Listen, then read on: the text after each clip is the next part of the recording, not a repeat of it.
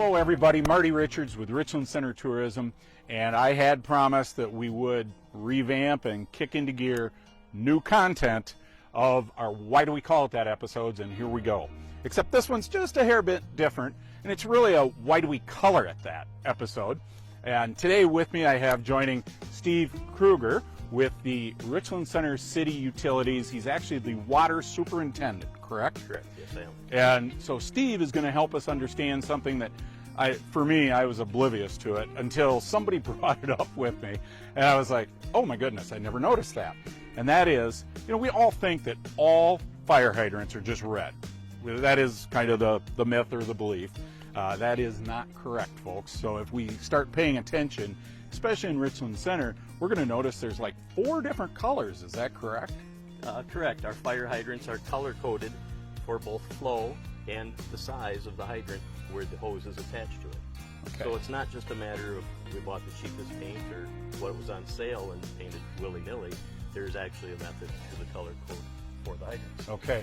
And so for those hydrants, we still have a red body to it, correct? Correct. But there is an indicator on that fire hydrant what the flow is. Can you run through that for us real quick? Correct.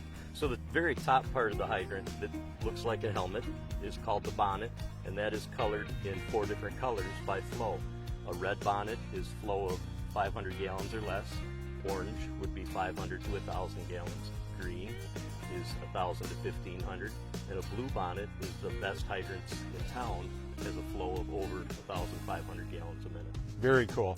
So I think we missed the one most important question, because we all know canines are our favorite companion and they have an affinity to fire hydrants for some strange reason. How often do you have to paint those fire hydrants?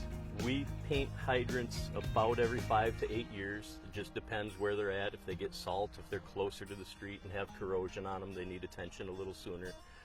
But about every 5 or 8 years, we sandblast them down to bare metal, and we use an automotive grade finish paint on them. So we're doing maintenance on them on a regular basis. On top of that, yeah. Yep. And then, yeah, you flush them and check them out from time to time to make sure they're working properly. And, correct. The water utility staff visits each hydrant in town twice a year, one for the flushing season, and then in the fall, just before winter, we take all the caps off and put grease to lubricate the caps so they're not frozen on there in winter with any water.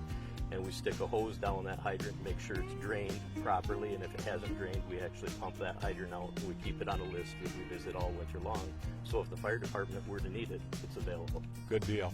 Well, Steve, thank you so much for joining this is our first ever Why Do We Color It That episode. But now you know, when you look at the fire hydrants in town, why are the different colors on the bonnets happening? Now you know why. So Steve, again, thanks so much for joining us. I'm Marty Richards with Richland Center Tourism. Let's have a great day.